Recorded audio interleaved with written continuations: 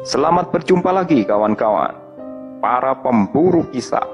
Malam ini bertemu kembali kita dalam My Story Zone. Jangan lupa siapkan headset, siapkan kopi. Tapi kalau ke belakang jangan pernah pergi sendiri. Oke, nantikan cerita kami. Assalamualaikum warahmatullahi wabarakatuh. Halo sahabat pemburu kisah, kita jumpa lagi di Mystery Zone. Kali ini tentunya saya dan Kang Surya sudah memiliki satu kisah yang akan dibagikan kepada sahabat pemburu kisah. Kali ini kisah yang sudah dibagikan oleh saudara Rozak atau Mas Rozak ya, yang sudah berbagi kisah dengan kami mengenai apa yang terjadi pada dua keponakannya ketika berada di salah satu daerah di Malang ya Kang ya? Iya, di rumah family, masih di rumah familinya. Dan kisah ini terjadi baru saja beberapa waktu yang lalu. Nah, kisah apa yang dialami oleh kedua keponakan dari Mas Rozak ini? Monggo silakan Kang Surya dikisahkan untuk sobat pemburu kisah.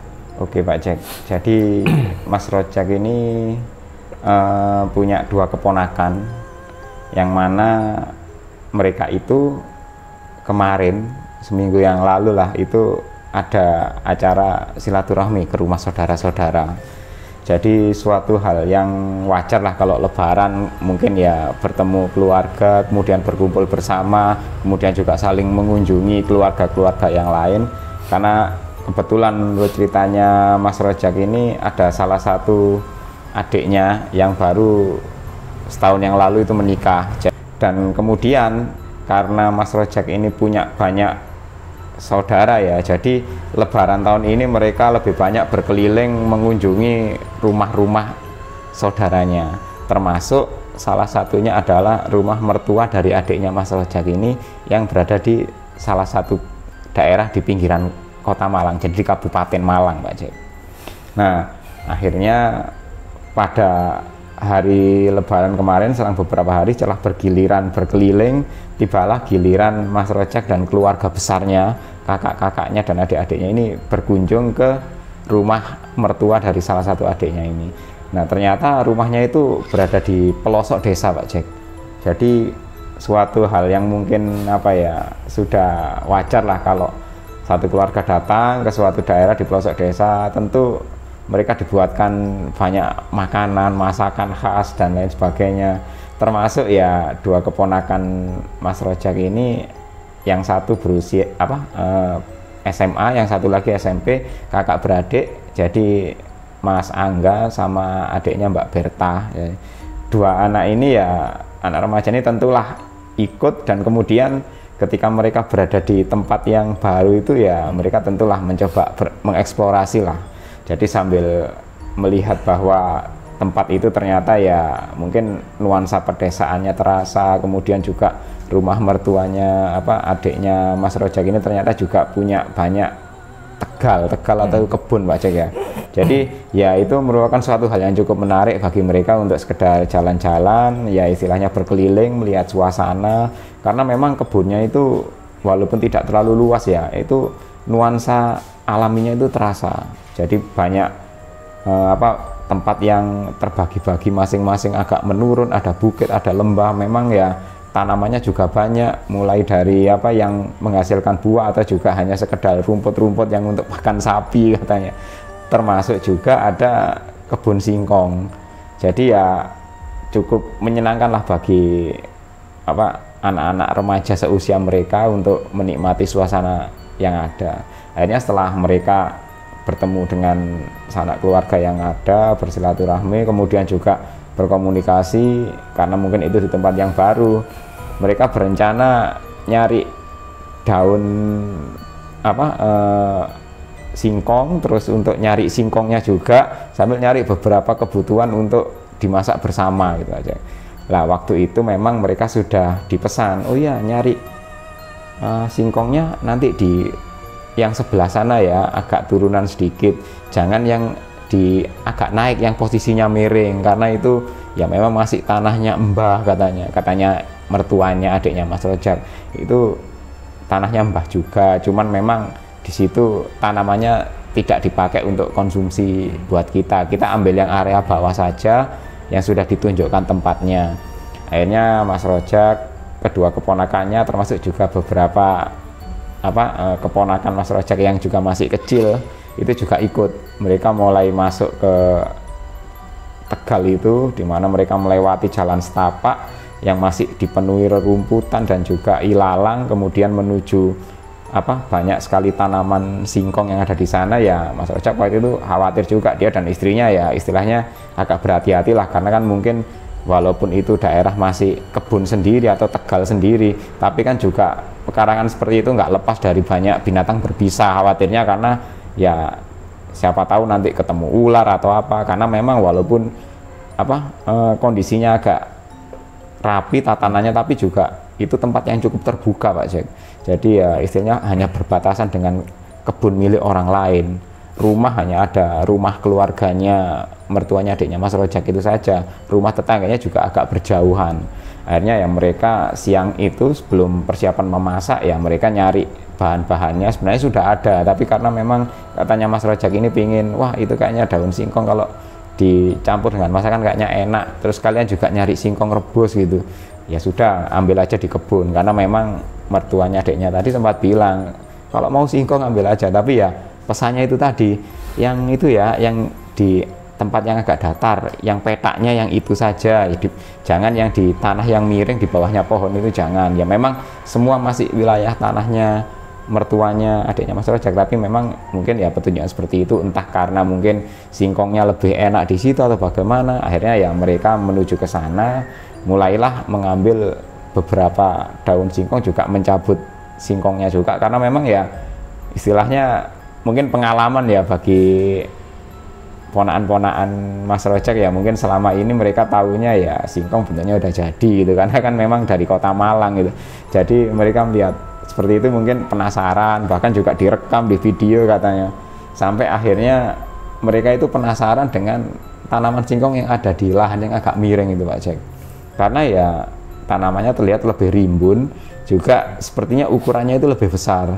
Ya mereka tertarik karena singkong yang mereka ambil rata-rata kecil-kecil, hanya seukuran ya istilahnya nggak sampai 1 lengan gitu lah ukurannya, lebih kecil. Sementara yang di tanaman yang area posisinya miring itu katanya batangnya lebih besar dan lebih rimbun.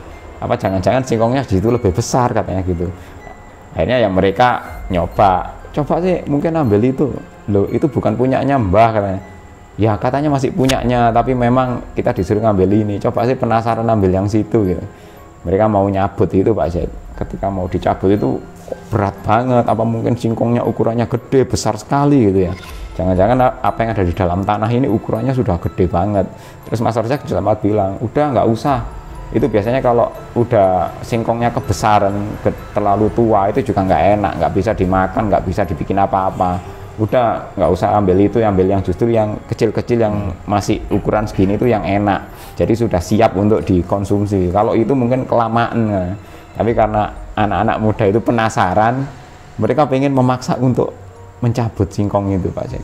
Tapi karena tanamannya rata-rata ya kontur tanahnya karena miring katanya Mas Rojak, ya anak-anak itu kesulitan. Akhirnya mereka ya sudah kita gali aja katanya, karena kebetulan kan mereka juga sambil meminjam beberapa alat ya, jadi ada kayak sabit dan lain sebagainya. Katanya mereka sempat minjam alat itu tadi untuk dibawa ke Tegal atau kebun itu. Akhirnya digalilah tanah yang miring itu karena mereka penasaran segede apa sih singkong di bawahnya itu. Wong tanaman yang segini aja hasilnya udah gede, yang ini pasti lebih gede lagi katanya. Akhirnya mereka digali sampai akhirnya mereka kelihatan tanah itu agak lama gitu digali, karena mungkin tanahnya sudah gembur ya. Setelah digali mulailah kelihatan, loh ternyata singkongnya juga lumayan agak gede lah. Kalau yang tadi seukuran lengan tangan, yang ini kayaknya seukuran kaki katanya, seukuran betis kaki. Wah ini kayaknya menarik ini kalau diambil. Nah Mas Rojak waktu itu nggak perhatian, jadi dua keponakannya ini, mungkin Mas Rojak lebih memperhatikan keponakannya yang kecil ya, karena mungkin seumuran dengan anaknya ya. Dua keponakannya ini istilahnya ya udah main sendiri katanya, dua orang, yang satu gali mau ngambil singkong, yang satu ngerekam pakai video Pak Jack. Nah anehnya waktu digali itu karena nggak bisa, mungkin karena merasa agak jengkel ya, mereka itu langsung istilahnya nggak sengaja itu alat sabitnya itu tadi ya dipukulkan ke singkongnya itu, kayak dibacok-bacokkan gitu, hingga akhirnya yang membuat mereka penasaran ketika dilukai dengan sabit tadi itu, yang keluar itu bukan getah Pak Jack, tapi warnanya itu getah seperti warna merah gitu, merahnya nggak kayak merah darah tapi merah bening gitu. Loh, ini emang singkongnya apa getahnya emang warnanya seperti ini ya. Mereka sempat mau memvideokan, cuman karena itu rembesannya di tanah, jadi ya mereka penasaran, manggil ke sama Mas Rojak, ini kok kayaknya gini ya, divideoin aja. Nah, ketika mereka mau videoin, tiba-tiba itu si Berta, adiknya Angga ini yang cewek ini, tahu-tahu itu kayak disuruh video ini tuh diem aja Pak Jack. HP itu dipegangin tapi diem, diajak ngobrol dia diem aja. Terus istilahnya ya dengan kondisi seperti itu, dia dipanggil, dia itu tidak menyaut, seperti acuh gitu. Tahu-tahu ya HP-nya jatuh, terus dia itu kayak menggali tanah singkong itu pakai tangannya sendiri.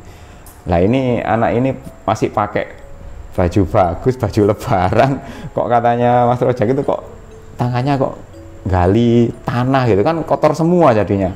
Dipanggil, hei udah kamu ngapain, HP kok disuruh videoin kok malah dijatuhkan katanya aja, malah garuk-garuk tanah. Terus ketika dipukul sama kakaknya, dijawil gitu, istilahnya pundaknya ditepuk, dia itu kayak nggak ada respon.